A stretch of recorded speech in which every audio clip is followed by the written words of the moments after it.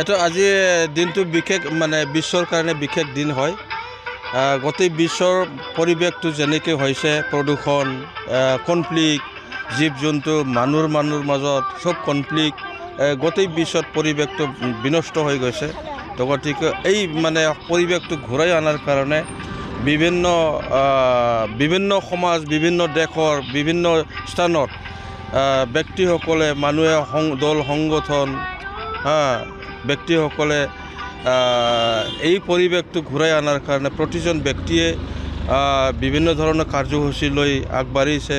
গছ ৰোপণ কিবা কৰা, গোটেই পৰিৱেশটো চেঞ্জ কৰাৰ কাৰণে।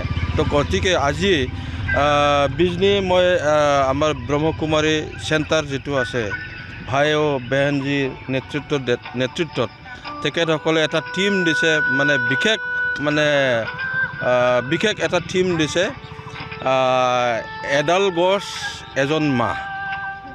তেনেকুৱা টীম মই শুনা নাছিল, আজি এই পৰিৱেশত মই লগ পালোঁ। তেখেতসকলে এটা টীম দিছে, এডাল গছ মানে এজনেই ভাল মাহ বুলি টীম দি তেখেতসকলে গছ পুলি ৰোপণ আগবঢ়াইছে আৰু ৰেলীৰ যোগেদি তেখেতসকলে সজাগতা আনিবলৈ চেষ্টা কৰিছে।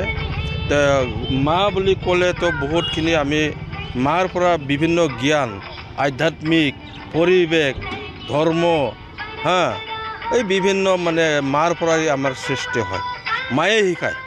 তো গতিকে তেখেতসকলে গছৰ তুলনা কৰিছে এডাল গছে যেনেকৈ ডাঙৰ দীঘল হ'লে ফল মূল ইত্যাদি, বায়ু, বতাহ, গোটেই বস্তু গছৰ পৰাই উৎপন্ন হয়। তো গতিকে এই মাৰ দৰে এডাল গছ জপাই যদি মানে মানুহ সমাজ বা জীৱ জন্তুক যদি খুৱাব পাৰে, পৰিৱেশটো ভাল সৃষ্টি কৰিব পাৰে।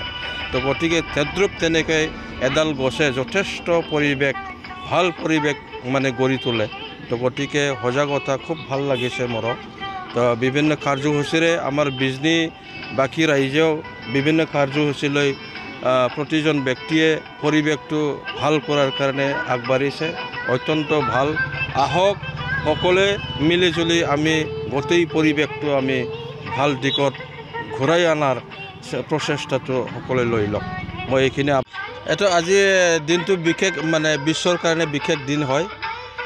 গোটেই বিশ্বৰ পৰিৱেশটো যেনেকৈ হৈছে প্ৰদূষণ, কনফ্লিক্ট, জীৱ জন্তু মানুহৰ মাজত চব কনফ্লিক্ট, গোটেই বিশ্বত পৰিৱেশটো বিনষ্ট হৈ গৈছে।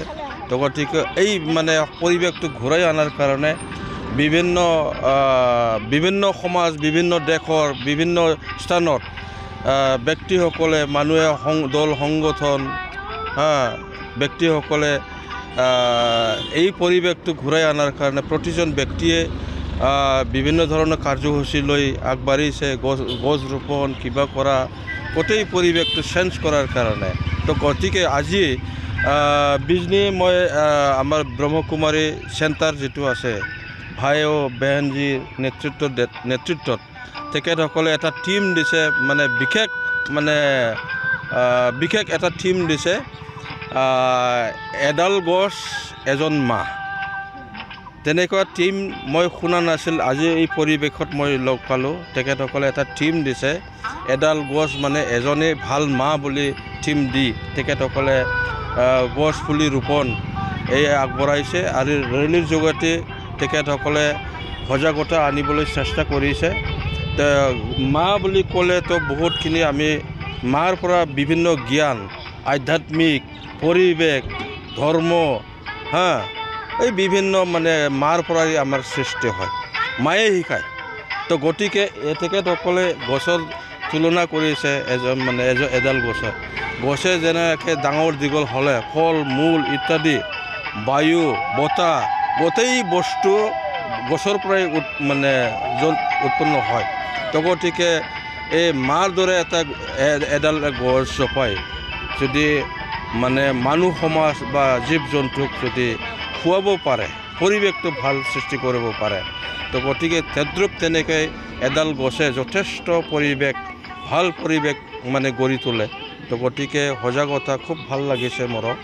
তো বিভিন্ন কাৰ্যসূচীৰে আমাৰ বিজনীবাসী ৰাইজেও বিভিন্ন কাৰ্যসূচী লৈ প্ৰতিজন ব্যক্তিয়ে পৰিৱেশটো ভাল কৰাৰ কাৰণে আগবাঢ়িছে অত্যন্ত ভাল আহক সকলোৱে মিলিজুলি আমি গোটেই পৰিৱেশটো আমি ভাল দিশত ঘূৰাই অনাৰ প্ৰচেষ্টাটো সকলোৱে লৈ লওক মই এইখিনি আহ্বান কৰিছোঁ যিকোনো খবৰৰ বাবে যোগাযোগ কৰক 7099017330 লগতে 7099017110 নম্বৰত